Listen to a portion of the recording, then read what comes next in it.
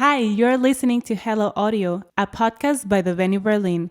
Every episode, we bring you the latest topics and the best entrepreneurs of music, audio, and tech. Hello Audio by the Venue Berlin.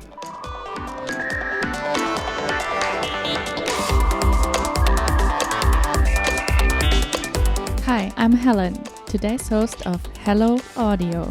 Today we'll be talking about the new EU Copyright Directive. The directive on copyright in the digital single market seeks to ensure that creatives like musicians or actors, as well as news publishers and journalists, benefit from the online world and the internet, as they do from the offline world. The directive will impact large online platforms and news aggregators like Google's YouTube, Google News, or Facebook, making it essential for them to correctly remunerate artists and journalists whose work they monetize. Especially Article 17, formerly 13, has raised awareness because people are afraid of censorship and the freedom of the internet. Axel Voss, member of the European Parliament, an active supporter as well as in charge of the new directive, was called the most hated man on the internet by Wirtschaftswoche and even received a bomb threat. CDU politician Daniel Caspary claimed that protesters were bought by Google. The entire debate seems to be very explosive, which is why I would like to discuss facts, opportunities, and risks of the new directive with our panelists. Our first panelist is Steffen Holly. He leads the business unit media management at Fraunhofer Institute. Fraunhofer is the pioneer in recognition software. Nevertheless, he is very skeptical this software can solve the issues of the new directive. Felix Stang. He's associate partner at the law firm Raue in Berlin in the area of copyright and media law. Felix successfully represented the collecting society GEMA in its lawsuit against YouTube regarding the use of so-called blocking messages. He is currently involved in enforcing the ancillary copyright of press publishers against Google in court. Mickey Meuser. He is a composer and music producer from Berlin. Mickey is currently president of the German Film Composers Union, DEFCOM, Deutsche Filmkomponisten-Union, on the board of DKV, Deutscher Komponistenverband, and in the supervisory board of GEMA. He says that the new directive will ensure fairness for artists, and people who talk about censorship and lack of liberty should think about the actual value of work. The panel has been pre-recorded at a live event. I would like to start off with a very general question. Why do we need a new directive at all? Online platforms like YouTube using music for their content have been on the market for almost 15 years now. GEMA and other collecting societies have deals with the biggest platform, YouTube, and YouTube is using their content ID filter for uploaded content and licensing. Why is this not good enough? Well, yeah, if I have to answer this question, I think I have to go a little bit into detail here. So it's true that YouTube has right now a licensing agreement with GEMA, but this took a long time. The reason for this is that it was not clear from the very beginning if or if not YouTube is liable for the content which is uploaded by the users on YouTube. We had long battles in front of court for this question. We were, as a law firm, partly involved in this, and there is a theory in law which is called contracting in the shadow of the law, which basically means that if the liability of a user is not clear, he's acting in the shadow of the law, he will most likely pay a lower amount for the license fee than in case he's acting in clear light of the law, which means that he's clearly liable for the content. And so this is, in the debate we're talking about, the term value gap is being used, which means that the right holders claim that, for example, Spotify, as someone who's acting in the light of the law, as a user who's clearly liable for the content, as a content provider, pays more money than, for example, YouTube, because the liability of YouTube is not clear. And it took a long time And the question is not answered right now, if they are liable or not. And they concluded the deal with the GEMA right before the lawsuit reached the Federal Supreme Court in Germany. And so both parties decided that it's better to have a license agreement than to decide upon this question. The most discussed article in this new directive is Article 17, formerly 13. It does not mention upload filters anywhere, but makes the internet platforms and not creators directly liable for content uploaded to their site. People are fearing upload filters and blocking of their content. Steffen, maybe you can explain how these filters work? So I don't know exactly how Google's filter is working, but in general, of course, you need a reference. And that's really critical. So I totally agree on everything what Felix was saying. You have to make it the guys who are using music liable for that stuff they are using. This is undoubtedly clear. Clearing this with a reference database, then the only question is it the chance to get everything inside and what you're doing with that? And what kind of content will never be recognized? Is there no chance to recognize? That is my thing I'm throwing into the debate, because a lot of content will never be able to recognize. Therefore, there will be, time will tell. So I'm not that very angry that now this decision was made, that there will be something filter ready for everybody, so for every service. We will see what that will bring. But at the end, it's really, if you have a track is not in the database, because it's a new live version, it's my song, I never have a deal with a label or something like that. It's a cover song from a teacher, it's a birthday, it's music from a sports event which you can control. Everything is not ready to recognize. So we have a very famous example when somebody is singing and he's singing wrong, then you, even if you could match the melody because you are transcribing the music, which is not possible at all, that perfect, and not with millions of tracks, then you don't have any chance because this guy is singing wrong. And that's something we already experienced with MediaMarkt 15 years ago, with a technology query by Humming, where people had a lot of fun singing in a box at MediaMarkt a track based on thousands of tracks, or 2,000 or 3,000 tracks, and they had fun, but they never get the real result, and this was really a disaster for technology, for us. So the technology guys were saying, yeah, that's perfect, let's sing the people. But we don't sing right. We are already bad at singing and humming. There was no result. It was 0.1% matched. And yeah, that's the stuff we have to think about. It's no doubt that we have catalogs, they are recognized, they are matched, they can controlled, and then the labels get the money. But GEMA doesn't get the money. Only 30% of the money from GEMA is recognized through content filters. All the other money has to distribute it somehow on tariffs, which the members of GEMA has to agree on. So that's very difficult. And this piece of pie will increase. The number of tracks which cannot be identified, which composer, which publisher, which lyricist. But the number of tracks from the music industry will, of course, is a high rate to be recognized, because there is a exact audio matching if you're loading the same track, but not for cover versions, transcriptions, and all that kind of stuff. Yeah, well, actually, I'm not that pessimistic in this aspect. Every time I open a newspaper, I can read these days on artificial intelligence, and there are many scenarios I can read about that artificial intelligence right now or in the near future will be more intelligent than human beings.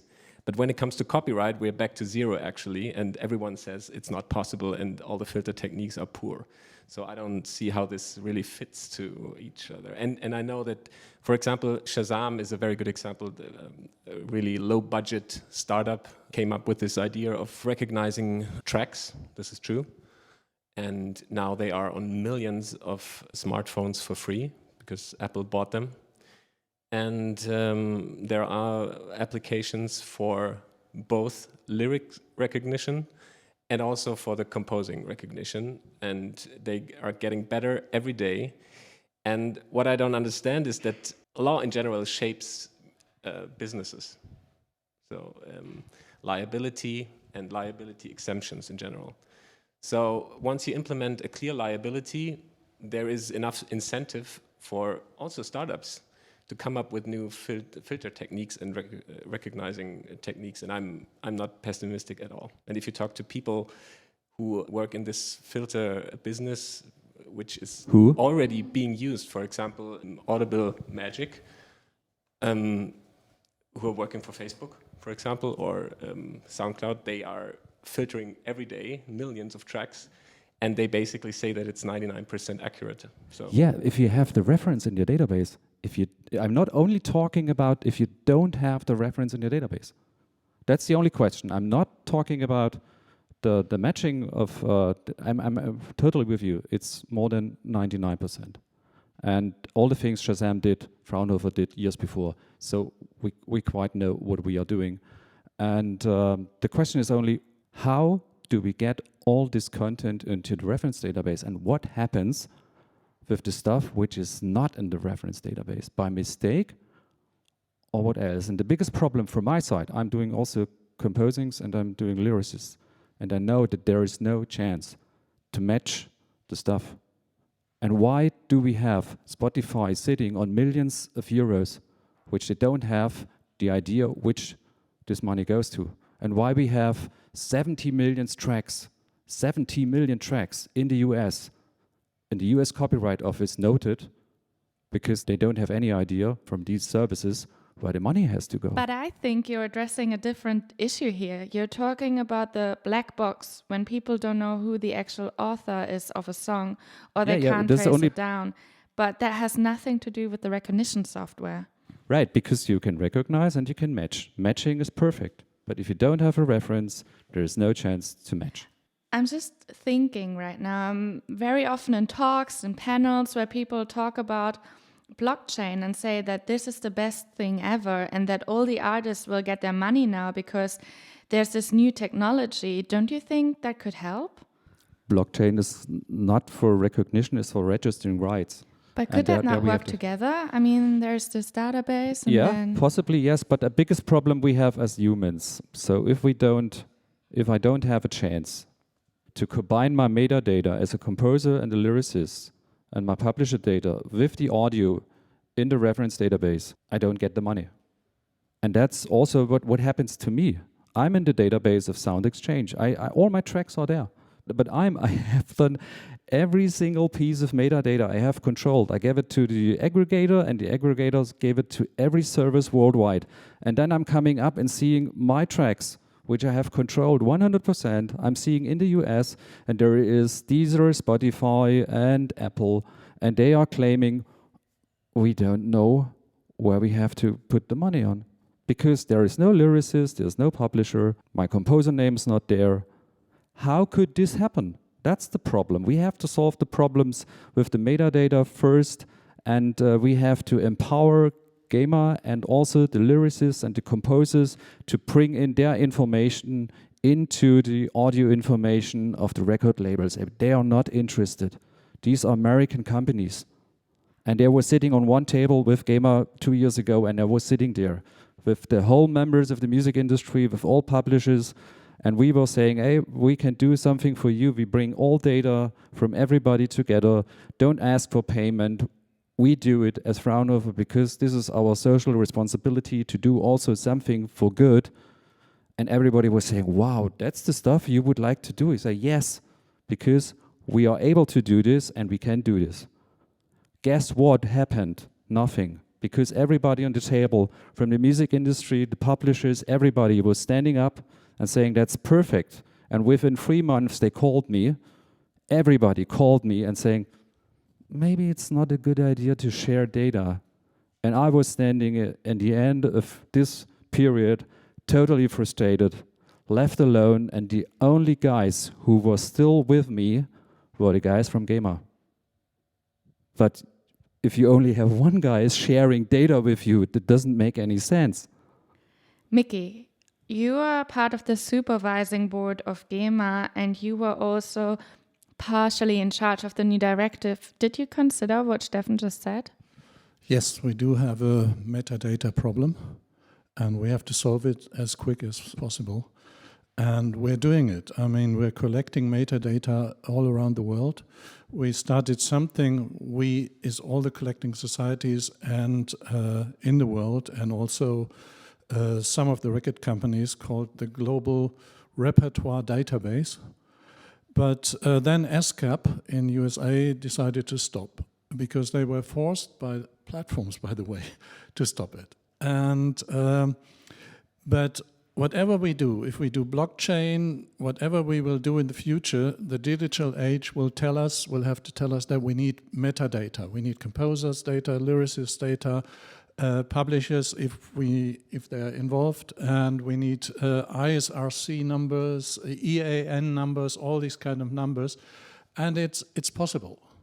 So I'm not so pessimistic about it. I know there's a couple of, this is a period of time where everything has to be built up, and there's some works that will be in the what I call the long tail.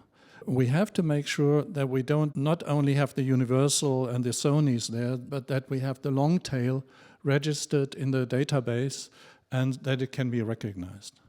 And just to make clear, if somebody thinks I'm a GEMA employee, I'm not.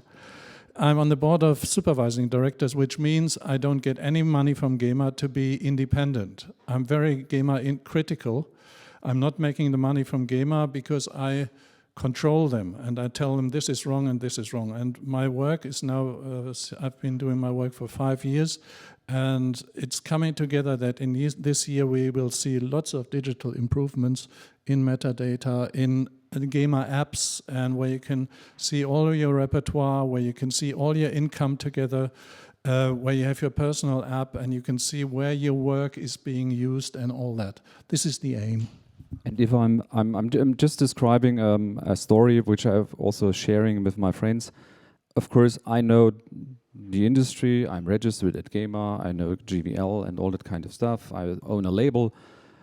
But what about the people who are not interested in registering because they want to upload their music, what they were doing, onto a platform, and there's no chance to register? What will happen in the future with them? So I have a song, I've created that song, I'm not a member of anybody, I'm not interested in having a membership. I would just want to do music and I want to spread it to the world, and what will happen? So that's my question. Because it's not in the reference database, it will be blocked? This is, I was glad that the blocking isn't the first thing that we're talking about, because copyright and authors' rights are about making possible, not filtering and not blocking. And the filter that we are talking about is really repertoire recognition filters. I think we agree on that, and we need that. So this is not a blocking panel. It's a making possible and seeing what happens in the digital, on the platform and everywhere panel. What happens to that? I mean, it's easy. If you see your track is taking off, you have so and so many clicks, you better register it. If you're just if you see it's not doing anything, it's just for fun, then it doesn't generate money anyway. I mean, you know how... Why should I register if I have 1 million You clicks? seem to complain that you don't get the money. Yeah, because I can build my own YouTube channel and then getting money from publishers of advertising directly. How will this change in the future? I don't see the impact that the directive has on this. You can easily grant a license to YouTube by yourself. If you're the right owner, that does not have any impact at all. And I'm pretty sure that Google and YouTube and all the big platforms will implement a system where you can easily click, yes, I'm the right owner. I will give it to you for free. I can also do it, so right? No problem at all. Yeah. And you can also get your share of the advertisement. I think that this is really not the biggest problem. And now I'm playing the devil's advocate, because the song I'm uploading is not my song. It's a cover version of somebody, and the filter is not able to recognize that because I'm singing really bad. I'm making a metal version of a Schlager song or something like that. it's really impossible to recognize, and then I have 1 million clicks, and then YouTube will be sued because they are affecting other rights. So, and this will happen maybe sometimes, and then they will say, okay, such people we want to keep out in the future, maybe. No, it works differently. First of all, these recognizing systems are very accurate. We tested all of these. By the way, I have that written down. Maybe I can do a short explanation of how accurate these systems are. In Germany, we do the whole TV all the year round, and we have more than 99% accuracy. So all the TV stations are being monitored completely around the clock, and we recognize all the music on there. And GEMA just signed a contract with a company called SoundMouse, who have been successfully doing this on the private TV station and radio station. I'm talking about radio and TV, by the way. We can monitor that with Shazam type of software. And we get very accurate stuff, and we also can discover this is a live version, this is, this is even, we tested it because some film composers, I'm a film composer, some film composers go and say, I use this track because it fits very well in the film, in the movie, and now, because I sold it already, because I gave the performing rights to this film producer, I tuned them down. As you've been talking about tuning, half a note or one note, and we tested this. One note up and one note down still recognized the track. So it's getting very accurate, and SoundMouse said from outside they will be able to monitor YouTube for Germany, Switzerland, Austria. And this is what we're starting right now, with what starts this year. That's what SoundMouse said. That's what's okay, with Clickworkers in India. We'll look what happened. And if you want to know, I have that written down as well, about the contract. You started with a contract. Why do we need a directive? We have this contract and YouTube are paying. There's two things. I know the contract, of course, and being on the board. The contract is a little funny. The contract starts with the phrase, we agree to disagree. That's the first phrase. And then YouTube says, in the second phrase says that YouTube doesn't acknowledge any duty to license any of their content on the platform. And then the next phrase is that GEMA doesn't acknowledge having taken the money, doesn't grant any rights to YouTube. So the problem of this contract is that there is money coming, but legally for nothing. And the funny side of it is that YouTube calls it setup fee, Begrüßungsgeld.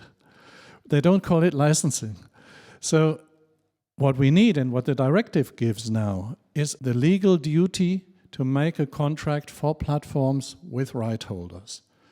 And this is a different story. Now the negotiators of GEMA and STIM and Zabam and Zatsam can go in Europe and can sit together with YouTube and say, okay, we have to negotiate this contract and you have to give us data, because what's also in the contract is that YouTube guaranteed that they will give us 100% of the data of what's happened, because they were so proud and loud about their Content ID system. They have YouTube Match and Content ID system, two matching systems.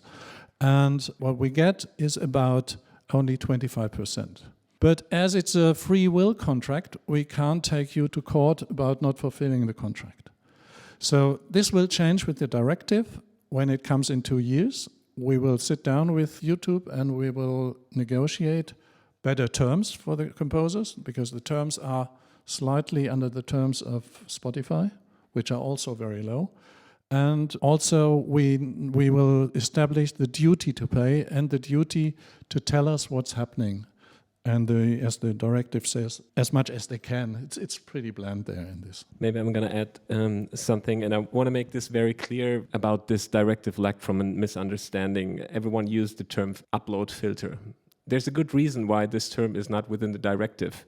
No one tried to hide it. It's simply due to the fact that the platforms we're talking about, they are dependent on this content. They want to license it. YouTube 10 years ago, they also realized, based on the liability exemption system that we have based on the e-commerce directive, which is basically a notice and takedown system, which means that once an illegal content is being recognized, you can send, as the right owner, you can send a notice and YouTube has to take it down. That if they take it serious, there would be no content anymore because there would simply be millions of notices and millions of takedowns. They realized if they want to keep on going with their business model, they need a contract.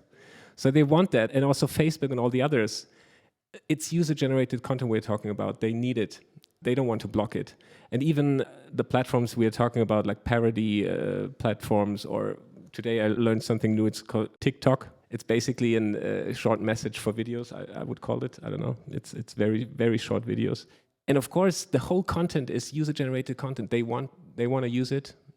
I don't know how they finance the system, but in a way it's maybe with advertisement or whatever, or data, yes. So the theory is that no one is interested to take down the content, but to license it. And the directive give the right owners and the platforms, by the way, the means to license it. It's the other side of the coin. You have to look at the right owners. They get a possibility to license the content. And together with, for example, the extended collective licensing system, which is also implemented in the directive, it's a very powerful mechanism to get all the rights you need. You see, this is right, because we create for people. We don't create for blocking. But this whole thing about the upload filter was a perfect example of a framing, and only Germany was being framed. If you talk to a Spanish composer, you ask them about upload filter, and I did, or English composers, they say, what? What filter? What's happening? And the framing was that when the directive comes, there will be upload filter. One thing that makes it already wrong is there have been upload filter all the way from the beginning. So the upload filters are there, and they won't change, and if the directive doesn't come, they don't go. Now, you've been completely and perfectly framed with this upload filter word. And we know now that it has been designed in a think tank in Vancouver. We already know that. They did some more bad things, the platforms. They sent something like 30,000 mails to the European Parliament, and there was a company that proved that they were, I have to say this bad word, they were really sent by bots from Washington and Vancouver. This is true. This is why some people sent the demonstrators on the street and said, we are no bots. But there had been, on the first voting, there has been, and it has been proven, 30,000 per European Parliament. And that didn't help. That didn't make them very popular, the platforms. So coming back to the upload filter, we want to write for people. We want to create for people. What we don't want is that we do the work and somebody in Silicon Valley makes the money. And this is what the directive changes. There is one more question I have regarding this directive, because it says that the filtering efforts must be made in accordance with high industry standards of professional diligence. And I'm guessing that those standards will be set by the biggest player, which would be probably YouTube. And I'm wondering if then that has a massive impact at all. I promise to shut up after this and leave the others. This is a wrong reading. The directive, and I have it here, says first, licensing is the first thing. Second thing could be a lump amount of money to be paid, and only if the platforms can't do this, then they are free to use the content if they prove that by all diligence and all this. This is only an exception. It's not a duty that they have to do. They have to do something, and the first thing is to do licensing, as we said. This is not a duty. This is only if they don't want to license, and if they don't want to pay, then they have to prove that they have used everything, every step and every measure to find the right holder and to treat them with all diligence. That is the clause. Maybe to answer your question, I think what we will see in the future is a switch in the liability, which also means that the content ID system, I think, will soon be overtaken by other systems. YouTube right now has no interest whatsoever to have the best filtering system. Not at all. It's not in their interest. And this is due to the fact that what I explained before, that we have a liability exemption system based on the e-commerce directive, which means that you have a notice and takedown system, but you also have a notice and stay down system, which means that after you receive the notice that you have illegal content on your website, you have to take measures, technological possible measures, to make sure that these contents will stay down. So this is why filters have already been used in the past. But the liability, if you fail to do so, is always measured on what's possible at the very moment. And this is why YouTube always proved in every debate that the system is failing or not complete or whatever. They don't have the incentive to have a perfect system. And I think this will change in the future. And we will see in other players who will take over. And this is also why I'm not pessimistic about having a YouTube in a market dominant position to license the content ID to others. I'm not afraid of this at all. Okay, well then I would move on to another topic. The directive has been changed. So now GIFs, for example, are excluded, but also music tech startups. And Stefan, I think I saw an interview with you where you mentioned that you were still worried that music tech startups would have issues now to get investment. That's not a new issue. So the most frustrating stuff I did in my life was working in a music startup and asking for licensees from rights holders. I swear at myself I never will do this again, because this was the most frustrating stuff in my life, hearing all these complaints. And everybody who is asking me who wants to do something with music rights and music technology, I say, don't do that. Because at the end, we will still live with the stuff, it's there. So we will live with Spotify maybe until we die. So why don't we try out something new? And the second thing is, mostly I've said that it's quite naive to think that AI will solve everything, which is spread by people who are in the focus as well, why they are saying wrong things. So Google, Facebook, and Amazon and Microsoft are the developers of the most important AI. So there is nobody who has more power. And these are the enemies when we are talking about rights and all that kind of stuff. And the same thing, the people saying they are the bad guys. And then you believe what they are telling us what AI can do. That is something which makes me really nervous, because what they're showing us is something they want to sell. What they really can do with AI, what is a trusted AI that is completely under the radar. And the thing is that we have in the music matching technology, if you then later have to prove if you're reaching a certain point of inventory or a certain amount of users, then you have to filter content, because there will be claims that you're not using the right technology, and that's something you can't afford. And no investor will invest in a company which is, of course, not forced to have something now when they are starting, but you always have it in your record books, and you say, okay, if they are big enough, then they have to do something with content filtering, and that is something you can't pay. So you think there will be no more music tech startups? I mean, if there is a real issue in the market and someone sees that someone is solving a real issue, then still people might want to invest into startups. I mean, there's generally a big issue into investing into music tech startups because of potential copyright issues that might appear later on. But I guess if there is a startup that is solving a real issue, I guess they could still find investment, right? I'm really pessimistic about that. So that's why I'm also switching business in the future. So it's my last day being on the couch as a music expert. There will be always talking and there will be no solution. What I'm also convinced of is I don't care about music, because music will live on. That's something I also know for sure. And there will be things happening not in the focus, what we are observing. There will be alternative things going on with musicians, producers, or creative people in the future, which are not fitting to the existing system.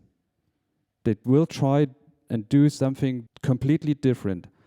And somehow this will work. And this will grow up to the parallel universe. And maybe this shows us an idea for the future, but not with existing stuff. But that's why there are music tech startups to find good solutions. You wanted to say something? Well, actually, I think it's the answer to your first question. I mean, you just said that there's going to be an alternative system, and I think that the directive provides for, the means for it as well. I mean, within the licensing scheme that platforms can establish with the right owners, you can do basically everything. You can have all the agreements you want. You can license the music for free, whatever you want. And That's something I'm totally agree. So don't get me wrong. I'm totally fine with the intention of making the rights of the creative people more stronger. I'm only not with you if you're saying technology and all these recognition stuff will solve things.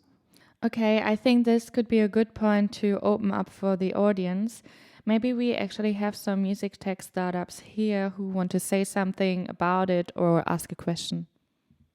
Yeah. So I have a couple of questions, but let's start with the ones that bothers me the most. Is like a lot of music genres that developed throughout the last couple of years were often built on music genres or music inspiration that was already out there. There's like a whole genre like drum and bass that wouldn't exist these days without copying something that the Amen Brothers have done. So, don't talk about hip hop that's based on samples at all. So my question is a technical question. If we have this recognition software on platforms and I want to upload music that would include samples or even a sample that hasn't been registered before, so there's no rights holder known, it would probably be detected by this technology and you couldn't upload it. Is that correct? I don't know any technology which is able to detect samples automatically if you just throw it in and match it. There's another thing which of course is possible, which you can do if you have an idea that the sample is in this song and you have the original song. You can 100% prove that this is a match. But the problem is one song with maybe one sample out of 70 or 100 million. This is something machines can't do at the moment because there are some people who are, who is this mix technology who is claiming we can detect Mixcloud. Every mix, which is a Mixcloud. Yeah. The people behind the I technology. talked to an aggregator yesterday who was saying they were talking with Mixcloud and they were really frustrated about the results because they are doing a lot of electronic music to all the people worldwide. There is a chance that they can detect mixes, but with samples, it's really that hard. I don't know anything, so that is not an AI problem. This is really a computing power problem at the moment. It's maybe change with quantum computing in some years. But until then, the musicians are already there and need money to be paid. So does that mean that the European creators that trying to upload stuff out of Europe to platforms who are leveraging samples and inspiration from music that has been out there earlier, they're kind of like outtaken from the opportunity that people in other countries would have because the European Copyright Directive? I don't think that there will be any difference. As I said before, I think the system we have right now is basically the same that we will see in the future. The only thing that we will see is a slight switch in the liability. The thing you're talking about, if a right owner detects a song or a sample on YouTube and he thinks it's a violation of its right, he can send a notice to YouTube and it will be offline tomorrow. Now it won't be online, maybe, that's true, but it's not going to be doesn't make a difference to me. The only thing we need, I agree, is a complaint mechanism that someone who uploads something can claim that it was a legal use, for example. Yeah, but what you're just saying is that it doesn't make a difference if it gets claimed after it's uploaded or if it doesn't get uploaded at all. It makes a huge difference. If I'm like having a whole scene that's based on samples and music that has been there before, and it can be uploaded because the platforms are liable for it, and they don't upload it if you can't prove that you have the license for it. So it kind of like outspaces a lot of people who are actually trying to be creative and remixing things together from things that they have learned and been inspired from. I fully understand, but all I'm saying is right now that everyone is dependent on the right owners, even today. And if they don't approve, you won't find your content online. And the only thing that's going to change is that it won't be online in the first place and not the day after. And all I'm saying is that if you have a working complaint mechanism, it will be the same result. But that's in the not end. true. If you go to SoundCloud and all these places where people are creative with like the music that inspired them and they upload stuff, it's still on there if nobody complains about it. Yeah, but there will be mechanisms. If for example, and I hope that this will be the case, if there will be platforms who have license agreements with the right owners who allow samples, then there will be a platform with sample music, fine.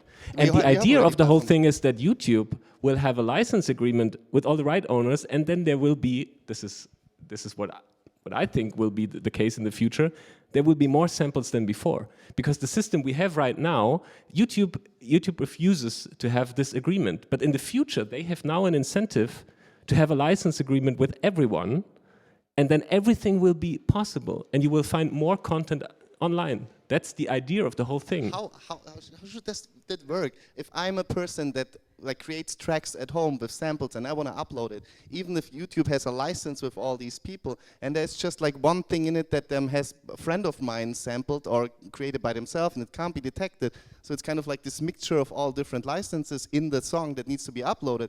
How will this recognition filter upload it in the first place? And the other question that I didn't ask so far, but I'm going to pass on the mic, is just like, don't you think that this will end up in a monopolism of like the 4 big tech giants who are actually able to include this filter technology?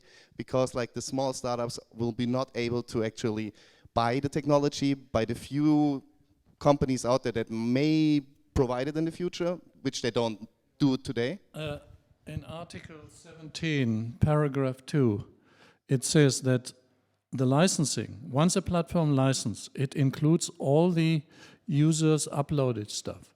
So the problem that you have with samples is there now, and the directive doesn't change it. It makes it more liberal, because once the technology recognizes something, then what happens is the license might go to the person who wrote the first idea in the first place, which you probably find fair. I hope you do.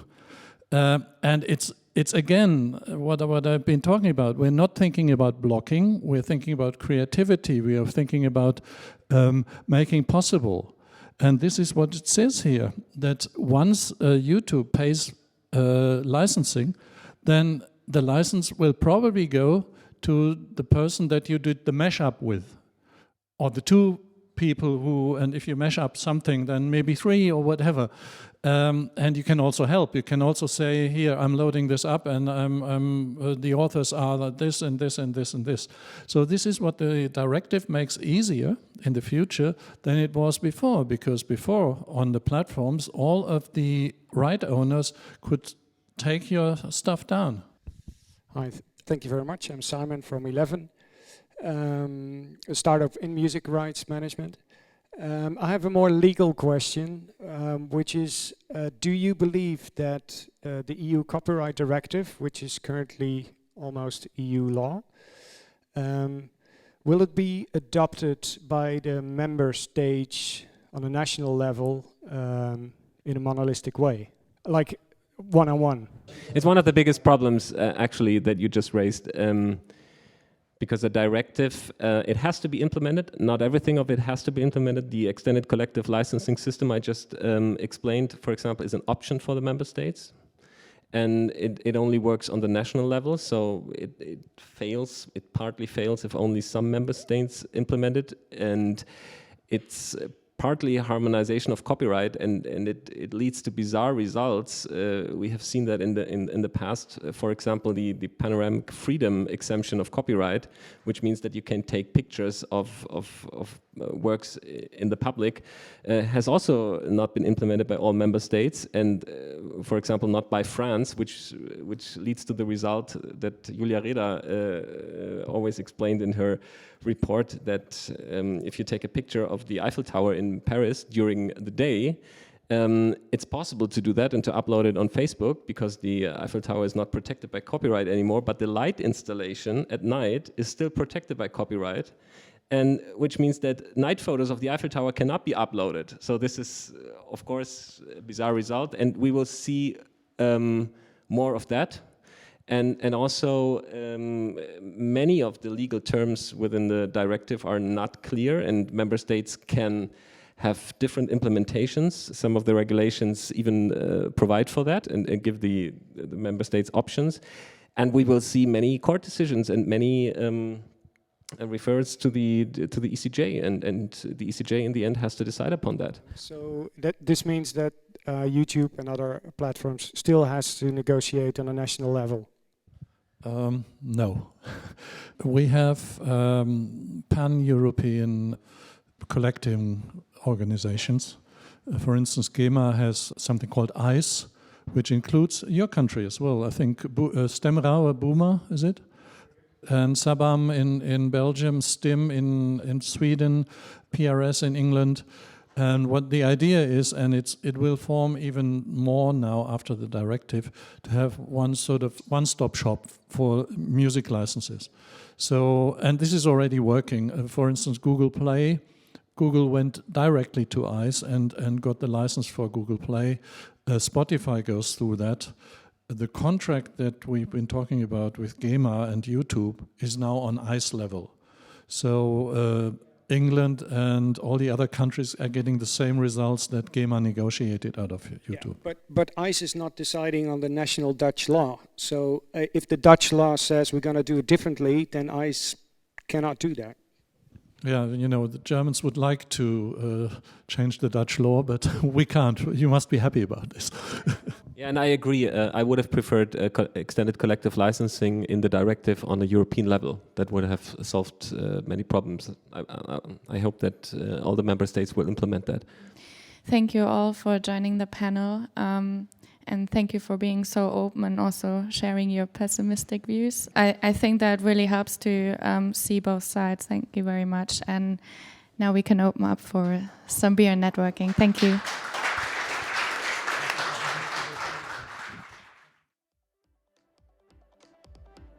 Thanks everyone again for tuning in to our latest episode of Hello Audio on the new EU Copyright Directive. If you want to hear more from us, you can also follow us on any of our channels like Facebook, Twitter, Instagram, and many more. A big thank you also to Melodrive for producing our jingle, and thank you Tamara for producing our podcast.